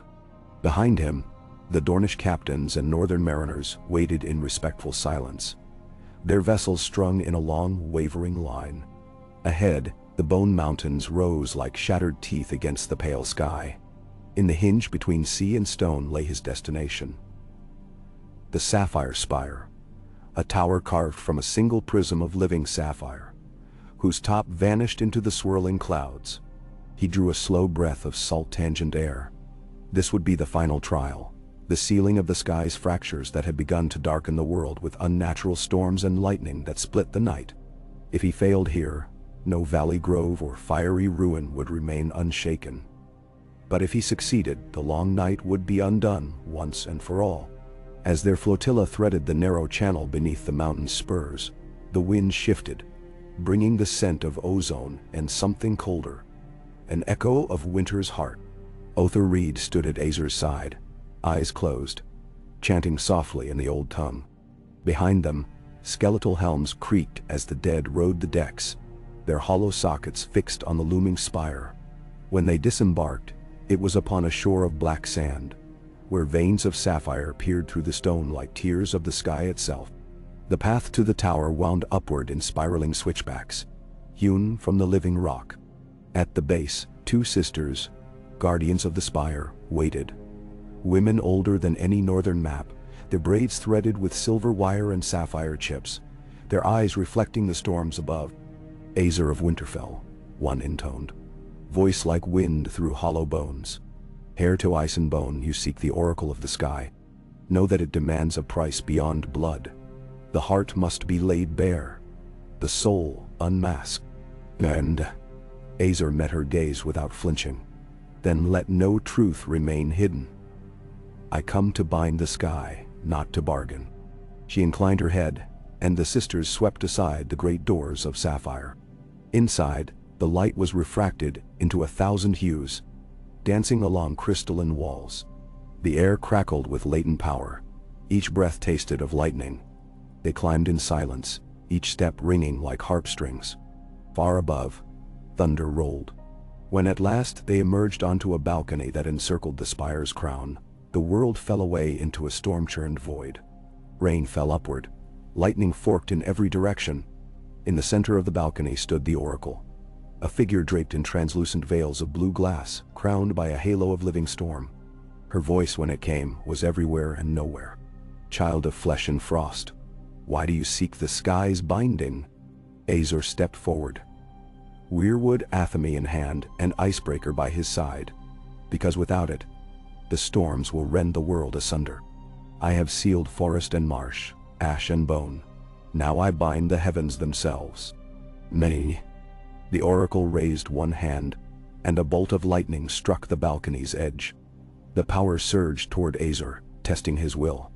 He raised the athame, whispering the sealing words in the first tongue. The blade flared, a lance of cold light that met the lightning's roar. For a heartbeat, sky and steel strove as one. Then the storm recoiled into the spire's heart, drawn into the Athens runes. With a final cry, Azer drove the dagger's tip into the floor, and a pulse of calm rippled across the clouds. The wind stilled, thunder softened to a hush, and raindrops drifted gently downward. The storm's fury was sealed. The oracle lifted her veil. Beneath, her eyes glowed with ancient gratitude. You have done what no other could. The sky is mended, and the world may breathe free once more. Yet remember, vigilance must never wane, for the storms can rise again. Azer bowed. I swear upon my blood and every soul I command, I will stand sentinel until the last echo of winter fades. Behind him, the assembled host raised a cheer that rolled up into the clearing sky. Dornish trumpets sounded, and the skeleton knights rattled their arms in salute. In that moment, Azer felt the true weight of his oath. He was not simply the boy born under the ashen sky, nor the winter lord who commanded the dead. He was the bridge between worlds, the keeper of harmony between life and death, earth and sky. They descended the spire at a gentle pace, the path now clear of wind and rain. By the time they returned to Winterfell's gates, word had reached the north. The seals were all renewed, the realm's fabric repaired. The fields would thaw and bloom, the forests would whisper green again, and at midsummer's high, the White Council would assemble to celebrate, and to pledge ongoing guardianship. In the godswood beneath the heart tree, Azer knelt once more, placing his hands on the weirwood's scarred bark. Around him, Catelyn, Eddard, Jaime, Nymeria, and Othor formed a silent circle. 7 seals, Azer whispered, voice rough with awe. 7 trials. 7 bonds reforged in ice, ash, steam, and sky. He rose, drawing icebreaker. Let this blade remain at the tree's base, a reminder of the price paid. And let every year's turning renew our pledge, to guard this realm by blood and bone, until the end of days. Then they laid the sword into the snow at the tree's roots. A single weirwood leaf drifted down, silver against white, as though the old gods themselves had blessed the moment. And so, with every sacred bond restored, the age of winter's terror gave way to a new era of stewardship, one marked by unity and remembrance. Azer Stark, boy of flesh and master of frost, would continue his vigil, not as a king exalted in ivory halls, but as a guardian woven into the land itself, forever watching the shifting skies above the 7 kingdoms. K. Azor Stark awoke in his solar to the muted glow of dawn light, filtering through snow-laced window panes. The hum of distant drills, ribald laughter mingled with the rasp of skeleton armor, reminded him that Winterfell had become something new, a crucible in which the living and the dead forged unity out of ancient fear. He rose, stretching muscles hardened by seasons of war, and donned his cloak of direwolf fur. Icebreaker hung at his hip like a promise, its crystal edge still faintly humming with the power of 7 seals bound. Passing through the empty corridors, he reached the Godswood before any others, and knelt beside the heart tree. The array of runic scars where he had driven his athame glowed faintly red against the bark's white. Azor placed his palm upon the ancient wound, murmuring a silent greeting to the old gods. He felt their quiet approval, like the deep exhalation of roots growing unseen beneath winter's crust. He straightened then and began his morning patrol of the courtyard, walking the ramparts, inspecting the watchtowers, where skeletal sentinels stood beside living guards, and greeting the Dornish emissaries now settled in the Rookery Wing. Word of the seals had spread across the seas, that a single man, born human and never turned, had traveled the world's ends to reforge the bonds between life and death, earth and sky, and had in so doing rewritten the fate of Westeros. By midday, Catelyn and Maester Luwin joined him in the war room, where maps of the continent lined the walls. Ribbons of silk and iron told the tale of their journey. The haunted forest, the Isle of Faces, the Isle of Tears, the Sapphire Spire, and the marshed shores where the Bone Mountains met the smoking sea. Each mark bore the symbol of a sealed breach, and beside each lay annotations in Luwin's careful hand. "My lord," Catelyn said, pointing to a patch of green in the far east. "Reports come from the Vale. Odd tremors beneath the Red Mountains, and lights woven through the standing stones at Skyreach. The Knights of the Vale have petitioned House Arryn to request your counsel." Azor leaned forward, tracing a pale line from the fingers of the Vale toward the Jade Sea. "Then we ride for Skyreach," he commanded. "This council with the Vale cannot wait until spring proper." Luwin nodded, rolling a fresh parchment. "I have prepared supplies and letters of safe conduct. The Vale will respect the winter accords. They saw the storms abate after the spire was sealed. But these new tremors may be tied to the ancient ley lines that crisscross the mountains." That aligns with Author's readings," Azor added. He spoke of a hidden nexus in the mountain passes, where the earth's pulse is strongest. If the line weakens there, avalanches or worse could devastate the Vale. Catelyn placed a hand on his arm. "You will go alone?" He met her eyes. "Not alone. You ride with me, and Ser Jaime, and our loyal vassals." He paused. "And the rest of our host remains to guard the seals we have forged. Winter may have loosened, but dangers still lurk in every fractured crag." Within an hour, they were mounted, Catelyn at his side, Jaime Lannister, now clad in northern mail, in the lead.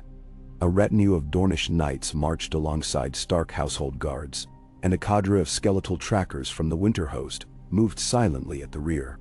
As they passed through the gates, the banners of Stark, Dane of Dorne, and the broken crown of other allied houses fluttered together, an eclectic but unbreakable alliance. The journey to the Vale's southern passes was swift. They followed the King's Road northeast until it branched north of Winterfell, then veered toward the coastal feastlands where snow gave way to early green. Caravans of traders stopped to offer bread and wine in reverence, and farmers knelt in prayer as the host passed, gratitude shining in their eyes.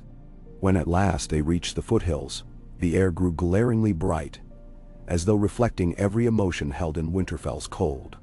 The Red Mountains rose with majestic cruelty, their peaks aflame with the sun's glare even as clouds roiled overhead. The moon, pale as the severed spires of Icebreaker, hung low in the sky, and lightning danced along ridges unseen. They entered the pass known as Grafen, where spray from hidden springs froze on rock faces, creating curtains of ice that shimmered in the morning light. Traversing narrow paths, they encountered signs of tremors, fissures in rock, boulders shifted from ancient perches, and the distant roar of snow slides half heard through mountain mists. At midday, they reached Skyreach itself, a fortress carved into the cliffside, with battlements of shining white marble. Its triangular towers glimmered like beacons of hope, perched atop pillars of stone so slender they seemed defiant of gravity. The knights of House Corbray, clad in sky blue and silver, greeted them at the gate. Sir Lyn Corbray, his hair as pale as moonlight, dismounted and bowed. "Lord Azer," he said, voice reverent, "the Lady Anya Arryn awaits your counsel. The city stands on the brink of fear, for the stones in the valley hum at night and tremors shake the walls." "And so?" Azer nodded, dismounting. "Lead us to your lady." Within Skyreach's inner keep, Lady Anya Arryn, head of House Corbray in her niece's minority, stood before a map table strewn with reports. Her eyes, gray as winter's frost, flicked toward him. "Welcome to Skyreach," she said, voice steady though wearied. "I thank you for coming." He inclined his head. "The seals of winter have been bound," he said, "but I have heard your calls. Tell me of the tremors." "Now," she gestured to a tablet showing a series of concentric rings etched into the stone of the valley. "These glyphs lie beneath the hearth of the mountain," she explained. "They are tied to the old stone, a massive obelisk believed to channel the mountain's heart. In the last fortnight, the axles have shifted and the hum has grown louder. Our craftsmen fear the fault lines may open further, unleashing avalanches that would bury the valley." Caitlin stepped forward. "Do these glyphs resemble the runes you saw on the Isle of Faces?" Lady Anya's brow furrowed. "They are faint echoes, yes, but the Arryn archives suggest they were carved in the age before man. They predate even the Andals." Azer considered the chart, tracing the faint blue lines with his finger. "They form a nexus point at the old stone. If that anchor weakens, the mountain itself will shatter." He turned to Othar Reed, who had followed them inside. "Can the runes be resealed?" Othar's ancient face cracked into a rare smile. "They can," he said, "but only if they are reborn in the same living roots as the weirwoods. Here, beneath stones instead of saplings. The magic of living wood must bind to the living rock." "No." Azer's heart quickened. "Then we need weirwood skews, branches steeped in the heart sap, driven into the ground around the old stone. And I will call upon the words that bind sky, earth, and root." He turned to Lady Anya. "Gather the Corbray knights.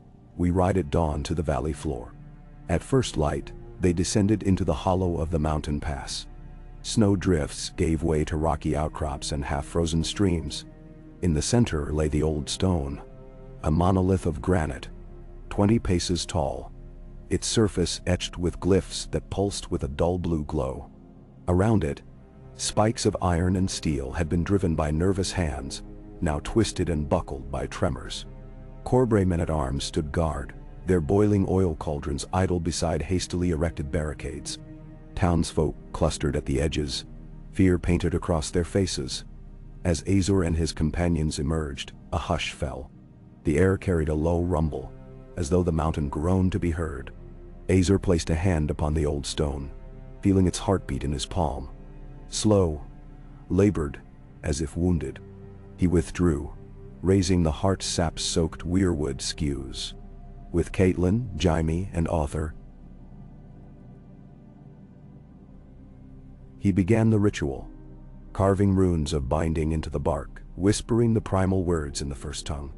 Each skew was driven into the earth in a circle around the monolith, the heartwood releasing a faint crimson mist that drifted upward. As the final skew sank, lightning cracked through the mountain's roof, and the stone trembled. The bindings glowed, weaving between skew and monolith, and the rumbling ceased, replaced by a soft, mournful song as the old stone's glyphs pulsed once, then dimmed into stillness. Hope bloomed across the valley floor, but it was short-lived. From the shadows of the mountain's edge, a chill gust swept through the assembly. A figure emerged, a man tall as two men, draped in shifting robes of snow and ash, his crown a corona of icicles. His pale eyes glowed with cold intellect. "I stand as steward of the old stone," he intoned, voice like snapping frost. By right of ice, I reclaim what was sundered. His hand lifted, and a wave of winter seized the bindings. Weirwood skews splintered, runes arrest, and the old stone's heartbeat roared once more. Angrier, more fractured than before. Azor lifted Icebreaker, frost shimmering along its length. "You shall not undo the bonds we have forged," he called. "By every oath I have sworn I will stop you." The steward's lips curved. "You do not know whose heir I am." With a gesture, he summoned shards of frozen wind that coalesced into spectral warriors. A host of ice knights, their forms more elegant and terrible than any other. Caitlin drew her sword. Jaime rose. Othar gathered runes. The two hosts converged, man and skeleton, against the Iceborn. Azor advanced toward the steward, calling the sealing words beneath his breath. The air crackled between them as father and son might have stood. Sword against sorcery, warmth against ice. Their clash would determine the fate of the Vale and beyond. The living rallied beside their lord, the dead bolstered by his command. And all of Westeros watched, its heart held in a single breathless moment, when ice and fire, life and death, strove for dominion once more. To be continued. Ow. The steward of the old stone unleashed a tempest of ice and wind that howled through the valley like the wail of 1,000 forgotten souls. His crown of icicles gleamed as he raised a hand, and spectral knights formed from frosted mist. Their armor chiseled from glacier shards, began to advance on the circle of living warriors and skeletal sentinels alike. Catelyn Stark braced herself as a shard lance whistled past her ear. Jaime Lannister met the first charging knight in half-steel shock, blade sparking against phantom steel. Othar Reed whispered the words of unbinding, and where his staff swept, the frozen warriors flickered uncertainly. Yet, they reformed, unstoppable as the rising tide of winter itself. Azor Stark drew Icebreaker, its blade singing with runic frost. He stepped between his mother and the steward, voice low but carrying. "By the seals I have forged, you shall not sunder this land." The steward met that challenge with a smile as cold as the void beyond the wall, and answered with a blast of crystalline wind that scattered the northern banners and cut through the weirwood skews. Azor barely raised his arm in time, Icebreaker absorbing the blow into its enchanted steel. Behind them, House Corbray's men-at-arms formed shield wall with Starkmen, the Dornish infantry and skeleton archers firing barbed arrows of dragonglass. Each shaft shattered an ice knight upon impact, only for another to rise in the swirling snow. The ground between the old stone and the hastily erected barricades became an arena of shifting alliances. Living spearmen driving back wights, skeletal cavalry charging phantom lancers, and the Vale Knights, led by Lady Anya's finest, holding the flanks with shields of moonbright steel. Azor pressed forward, feet crunching on frozen earth. He called the words of sealing into the wind, shaping runes in the air that glowed like embers of fire in the pale gloom. The steward countered with gestures that split the very sky, summoning crackling bolts of icy lightning that raced toward Azor's host. Yet with each invocation, the runes Azor cast exploded in flares of molten frost, dispersing the lightning into harmless motes of snow. Catelyn strode into the fray beside her son, twin blades slashing phantom limbs with precise fury. She carved a path to protect the weirwood skews buried around the old stone, fighting off knights of ice whose hollow eyes were fixed on the runic circle, as though they understood that if the bindings held, they would never be reborn. Jaime Lannister, grievously wounded but unbowed, parried a frozen halberd and drove his golden sword into the steward's spectral banner, tearing it to shreds. The steward's wrath rippled outward. Shards of ice rained down like hail, striking both allies and foes. Yet every fallen shard was a testament. The steward would stop at nothing. Azor reached the circle's edge and planted Icebreaker into the frozen ground. He placed his other hand atop the hilt and closed his eyes, drawing upon the bond he had forged with earth, sky, water, and wood. Around him, the seals he had bound: forest, marsh, sea, spire, weirwood, responded in silent harmony. The ground pulsed with strength, the air stilled to a hush, and a soft glow radiated from the old stone itself. With a roar that belied his youth, Azer lifted Icebreaker high. "By the 7 seals in the ancient pact," he thundered, "I banish your claim." He drove the blade downward in a single, decisive stroke. The runes on its edge blazed, and a shockwave of incandescent frost radiated from the old stone, sweeping across the battlefield. Knight of Ice and living soldier alike were caught in its swell. Ice melted to water droplets that steamed in the cold air. Spectral forms dissolved into drifting snowflakes, and the steward himself recoiled, staggering under the unyielding force of the ancient words. As the shockwave subsided, the steward sank to one knee, his crown of icicles cracking into frozen tears. He looked up at Azer with something resembling awe, and perhaps gratitude. "You are the true heir of ice," he whispered, voice rasping like breaking glass. "Born of flesh, tempered by frost, and bound to the world's heart.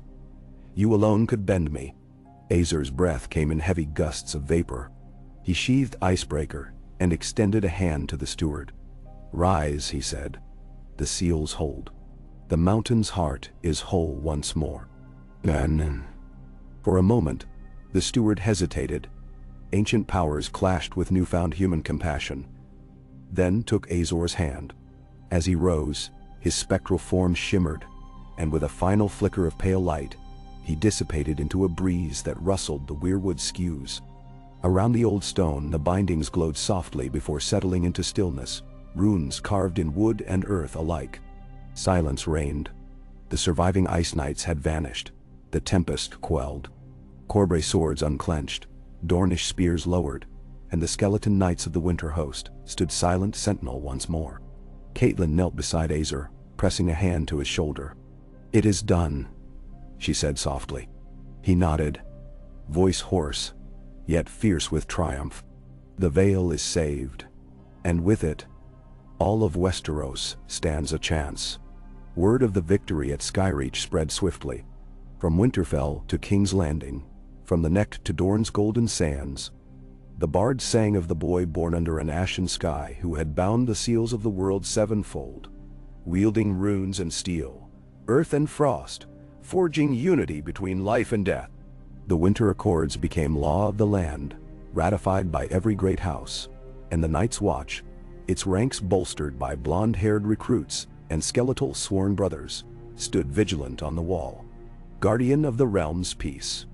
Yet Azor Stark remained ever watchful.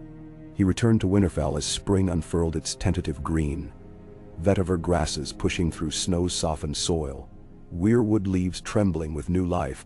In the Godswood, beneath the Heart Tree, he met with his closest counselors, Caitlin, Eddard, Maester Luwin, Sir Jaime, Lady Nymeria, and Othor Reed. "My task is not yet complete," Azer said. Gaze steady upon the carved runes. 7 seals are bound, but the world's magic grows restless. We must establish watch bases at each nexus. The Haunted Forest, the Marshes of Mourning, the Bone Mountains, the Isle of Faces, the Isles of Tears, the Sapphire Spire, and now the Hearth of the Old Stone. He paused, considering the scale of the endeavor. We need institutions, orders of guardians, each sworn to their domain. Living knights, children's descendants, and those of the dead who choose to stand watch. Caitlin inclined her head. "And you would lead them all?" He smiled wryly. "Not alone. I will name a Lord Commander for each, a Stark in the Haunted Wood, a Dane on the Sapphire Spire, a Corbray in the Vale, and so on. Each will answer to the Winter Council I will convene at Midsummer's High." "And I will," Othor Reed chuckled, staff tapping. "A council of living and dead. A miracle indeed." Lady Nymeria added, "Dorne will send a host sworn to water, riders of the Greenblood to guard the Marshes of Mourning, and my house will hold the Isles of Tears." Eddard clasped his son's shoulder. "This is your legacy, unity born of crisis, a realm no longer sundered by fear." Azer looked around at the faces of those he had saved, with kinship, with love, with scars earned together. and felt the true dawn of his reign. He knelt before the heart tree, placing Icebreaker at its roots.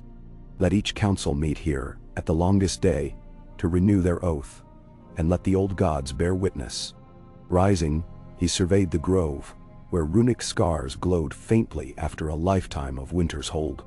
Then let it be so, he said. For as long as I draw breath, I will stand between darkness and dawn, guardian of the fragile peace we have won.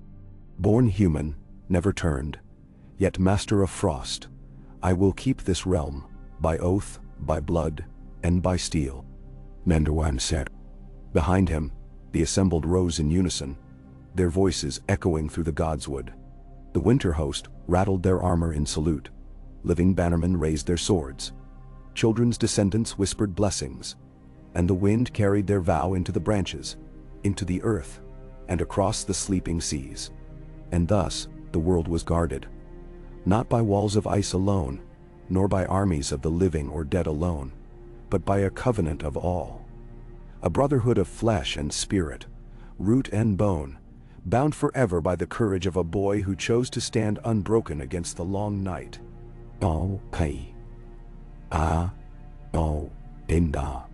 The dawn sun rose pale over Winterfell, gilding the frost-hardened ramparts with a tentative warmth.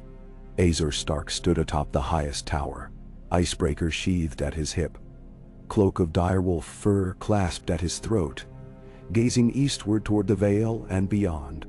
Each seal he had bound beat quietly in the world's veins, the forests, the marshes, the spire, the stones, the sky. Yet he felt their echoes still quivering, as if each were a note in a fragile harmony that demanded constant vigilance. Below, the courtyard bustled with preparations. Dornish lancers polished their bronze helms. Skeleton sentinels arranged bone-white pikes in perfect ranks, and Stark men-at-arms overhauled the makeshift shrines erected at each gate, altars of sapwood and iron where passers-by left token offerings in gratitude. Catelyn moved among them, her calm presence steadying nervous recruits. Maester Luwin oversaw the sorting of ancient tomes that held lore of forgotten seals, and Author Reed quietly examined weirwood runes carved into pillars, mind already racing with new permutations. Azor descended the winding stair into the war chamber, where a massive map of Westeros lay spread across a carved stone table, its surface worn smooth by countless councils. Pins and ribbons marked every sealed nexus. Blank spaces between them hinted at other potential faults, hidden fractals of ancient power yet undiscovered. He called the room to order. "My friends," he began, voice firm though edged with fatigue. "We have bound 7 seals, but the realm is vast, and magic older than the Andal still stirs in secret. Our peace depends not on one act of valor, but on our continuing watch. Therefore, I propose the foundation of 7 orders of the Winter Pact, 1 to guard each seal, answerable to the Winter Council at every midsummer." Catelyn inclined her head. The Sentinels of the Haunted Wood, led by Sir Rickard Stark, the Wardens of the Marsh from House Blackwood, the Keepers of the Sapphire Spire, headed by Lady Nymeria's heir, the Guardians of the Old Stone, sworn under House Corbray, the Custodians of the Isles of Tyr, led by a Dane Knight, the Watchers at the Wall's Shadow, sworn to the Night's Watch, and the Skyward Guardians to patrol the heavens. Azor traced each name on the map. Each order will bear its own banner, direwolf entwined with the symbol of its domain, and each member will swear solemn oaths. They will train, study, and patrol, sharing knowledge in rotating summits at Winterfell's Godswood. This network will be our true defense. And now, Maester Luwin, spectacles perched low on his nose, tapped a finger on the map. "We must compile handbooks, runic primers, histories of the seals, protocols for ritual renewal. I will organize the Citadel scribes to send copies to each keep." Othar nodded. "I will draft the original oaths in the old tongue, weaving the children's runes with the first men's words. The spells will bind not only place but intent." Azor regarded the assembled. "Then let us begin.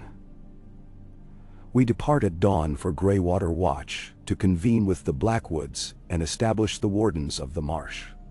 From there we journey to the Bone Mountains, the Vale, and beyond. May the old gods guide us." Their first call was to the Mosswood, where Blackwood banners flew above swaying reeds and fog-draped waterways.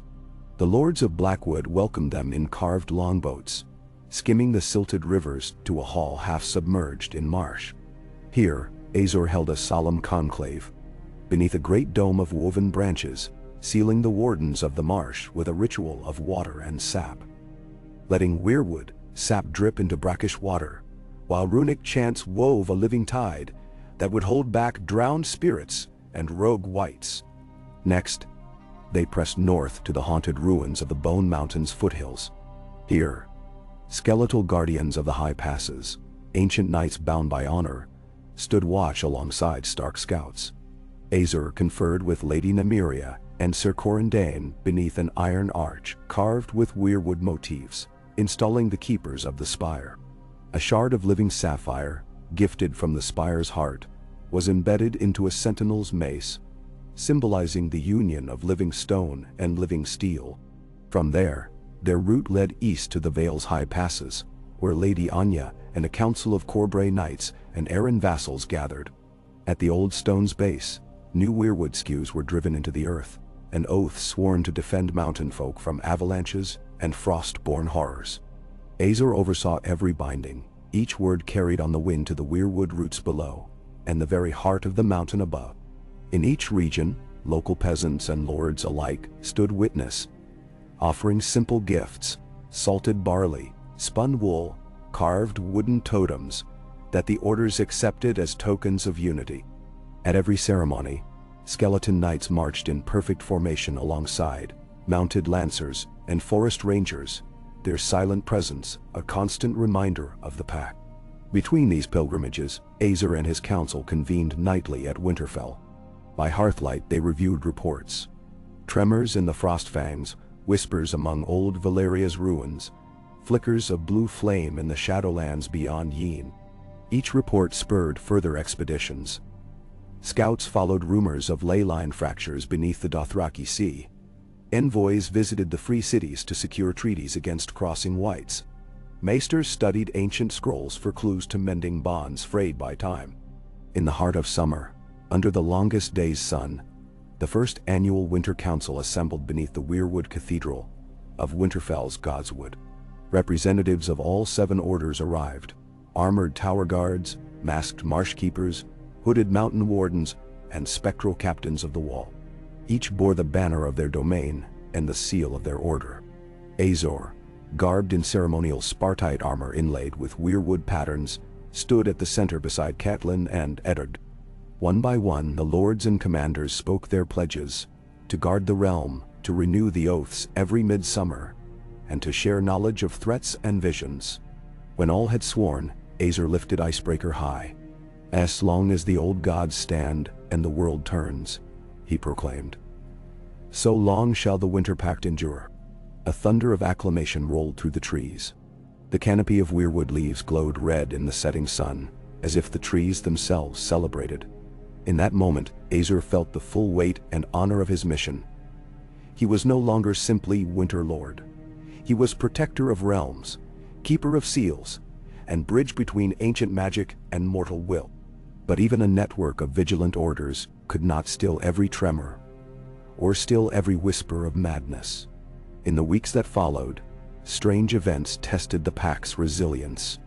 In the Vale, a necromancer rogue, once a commander of the Night's Watch, sought to raise an army from the bones buried beneath Gul'tan's docks. He was met by Corbray knights and skeletal guards, and after a night of bone-strewn battle, was driven off beyond the Rhoyne. On the Isle of Tears, new spirits, bound by ancient curses of drowned mariners, rose to haunt the shores when the tides ran high. Dornish marshkeepers battled them with flares of dragon glass and chants of the old tongue, until the spirits, believing their rest secured, sank beneath brackish waves once more. North of the wall, beyond the reach of any order, the others stirred in silent conclave, uneasy under the binding of their newfound brothers of bone. Some among their number whispered that the boy of flesh had stolen their legacy. Yet others, those who served the steward of the old stone, counseled patience, urging that unity might bind even those born of ice to the New World Order. Azor received each report at Winterfell, furrowing his brow but never wavering in resolve. He dispatched aid, cavalry to the Vale, arcane scholars to the Isle of Tears, and ranged patrols to the Shadowlands. Each crisis reinforced the necessity of the pact and honed the Order's readiness. In the autumn's first cold, news reached him of a greater threat, a rift carved by unknown hands in the ruins of Harrenhal, where the bloodstains of ancient wars still seeped into stone. From that breach poured a crimson mist that animated the dead among the tourney ground's broken stands. Azor assembled a strike force, Stark knights, skeletal hosts, and wildfire-wreathed Targaryen loyalists, to cleanse the ruin and seal the breach with heartwood stakes ignited by dragonfire. The mission's success became legend. The crimson mist driven back, the broken stands repaired, and the seal carved in granite and sap. Through each triumph and trial, the Winter Pact grew stronger. The Seven Orders settled into their domains, training halls and libraries built, traditions forming. At Winterfell, the Godswood's weirwood canopy bore new runes carved by Azor's hand, emblems not of subjugation, but of partnership between peoples and powers, once thought irreconcilable. And so, as the wheel of the seasons turned anew, Azor Stark prepared for the coming winter, no longer an omen of dread, but a reminder of the balance he had forged. Where forest meets frost, life meets death, and human will binds the might of worlds seen and unseen. His vigil continued, endless as the northern winds, and the legend of the Winter Lord who never turned lived on in every whispered prayer, every carved rune, and every beating heart across the realms. Ka. All. The morning light fell pale over the broken arches of Harrenhal, illuminating shattered banners and the damp scars of ancient blood on the stones. Azor Stark rode through the eastern gate, astride his black destrier, Icebreaker clenched at his side, while Catelyn rode fiercely beside him, cloak billowing with every gallop. Behind them, a company of Stark men-at-arms marched shoulder to shoulder with the skeletal knights of the Winter Host, their weapons at the ready. Maester Luwin, astride a small grey mare, carried a satchel of scrolls inscribed with sealing runes. Othor Reed and a cadre of children's descendants, bright-eyed youths whose veins still flickered with faint green sap, brought the living lore of elder magic. They came to find the tourney ground's ruined stands wreathed in a mist of crimson that curled and writhed like living flame. At its center, on the shattered dais once graced by lord and king, rose a roaring red cloud that pulsed with malevolent life, animating broken armor and rusted lances into new specters of war. Wraiths of fallen knights danced within, slashing at the air in silent fury. Every beat of the crimson veil seemed to swell with the memory of those who had died in this place, centuries of slaughter given fresh breath. Azor reined his mount at the edge of the breach.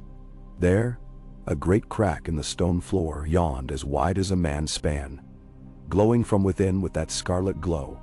The runes carved into the pillars that once held banners were half erased, their lines blurred by some corrosive will. He dismounted, drawing Icebreaker and letting its blade catch the dawn. A shock of cold rippled across the blood mist, and the wraiths recoiled, shrieking in hollow voices. "Stand firm?" Catelyn called, unsheathing her sword. Jaime Lannister emerged then, sword drawn, his golden hand glinting in the gloom. Beside him rode Lady Nymeria Dane, greatsword slung across her back, eyes steel. Maester Luwin knelt at the fisher's edge and unfurled his scrolls. "The crimson mist is a stain of sorrow and rage, bound to the stones by runesmiths long dead," he cried. "It is a toxin to the weirwood spirit. If we let it spread, every seal, every oath, will wither like frost in the spring sun." Azor raised Icebreaker high. "Then let us cleanse it." He plunged the blade point first into the crack, and the runes of ice glowed along its fuller. With a cry he called the sealing words. From each side of the tourney ground, the orders converged. Hornwood rangers loosed arrows tipped with weirwood sap. Dornish marsh keepers lit clay flares of dragon glass and hurled them into the haze, and skeletal knights charged through the swirling cloud, their shields carved with stark direwolves. The wraiths swirled to meet them, black-edged swords clashing against steel and bone. Sparks flew as Icebreaker rang against phantom armor. Azor pressed the blade deeper, and the river of blood mist recoiled, hissing like molten iron meeting ice. Caitlin fought at his side, carving a path through the wavering specters, each stroke a plea to the old gods to remember mercy. Jaime and Dane joined them, blades singing in unison, creating a shield of steel around the heart of the breach. Above the clamor, Othor's chanting began, ancient syllables low and resonant. The children's descendants joined, their voices blending with the maester's accompaniment, weaving a tapestry of sound that reached into the red haze. The mist quivered, as though tested by the counterspell, and for a moment the crimson beckoned, as if alive and eager to consume their will. Then Azor's voice rose louder, firm and unwavering. By the pact we keep, by the seals we bind, by bone and bark, earth and sky, I command you, return to dust. His blade flared like morning light, and a shockwave of crystalline frost burst forth. The mist shuddered, ruptured, and in a cascade of scarlet droplets it collapsed upon itself. The crimson pall dissolved into steam, drifting upward where rays of sun burned it away. The wraiths screamed once, then shattered like fragile glass, their essence drawn into the fissure. With a final cry, Azor yanked Icebreaker free, and the breach sealed itself with a rumble of rearranged stone. The cracks stitched closed, the scarlet glow extinguished, and silence followed, an absence more profound than any sound. The assembled lords and orders stood panting, their armor scarred, their banners singed, but the threat quelled. Caitlin embraced her son, tears of relief shining on her cheeks. Jaime sheathed his sword and nodded to Azor with rare warmth. Maester Luwine hurried forward, pressing a scroll of sealing runes into the stark heir's gauntlet. Inscribe these across the stones, he urged, that none may reopen what we have closed. Azor nodded, sheathing Icebreaker. He placed his hand on the cracked dais as the maester and the children's circle etched new runes, each stroke infused with ceremony. By dawn's hour they had recarved the pillars, restored the pillars' weirwood inlays, and laid fresh weirwood stakes at the breach's edge. When the final rune glowed, an unseen choir of ravens circled above, as if heralding a victory both spiritual and real. They lingered only long enough to honor the fallen. Caitlin laid a wreath of white winter roses on the ruined stands. Jaime and Dane raised their swords skyward in salute. The skeletal knights of the winter host shifted into triangular formation, banners snapping silently. Then they turned back toward Winterfell, the journey home a triumph march that carried news of their success like a rising wind. Back in the Godswood beneath the Heart Tree, Azor convened the Winter Council once more. Representatives from the Vale, the Neck, Dorne, the Marshes, the mountains, and beyond gathered in solemn procession. Each bore tidings of the breach cleansed, the Order's actions sworn anew. As dusk fell, Azor stood before the Heart Tree's runic carvings, now nearly grown over by new shoots of heart sap. "My friends," he began, voice steady, "today we have proven that our pact endures. Yet know this, for every wound we heal, another may open without warning. We must not rest on this victory alone." He gestured to the map table, where new markers glimmered. Omens of tremors in the Dornish marches, rumors of haunted catacombs beneath Old Town, whispers of Leviathan spirits in the shivering sea. The realm is vast, and the ancient magics are restless. Therefore, I call upon each order to institute perpetual watch within its domain. Patrol lines, warding circles, sentry shrines, wherever a lie line may shift, let steel and rune be ready. Then, the assembled voiced their oaths. Marsh keepers swore to patrol tides and reed beds. Mountain wardens pledged to guard every pass. Vale knights vowed to maintain watchtowers along the Red Mountains. Dornish riders agreed to scour the Bonewood for drifting phantoms. Night's Watch captains confirmed that the wall's shadow would never know silence. And at their center stood Azor Stark, Winterlord and Dawnbringer, his cloak of direwolf fur shimmering beneath torchlight. He lifted Icebreaker one final time. "By the power of ice and heartwood, by blood and bone, by living will and ancient magic. Let us guard this world together, until the end of our days and beyond." A roar of approval echoed through the clearing. The weirwood's leaves rustled overhead as if offering their own benediction. And in that moment, though the night had once been long, it seemed no darkness could stand against the unity of flesh and frost, will and wonder, that Azor had forged. The Winter Lord would ride onward, vigilant as the northern wind, ever watchful, ever true.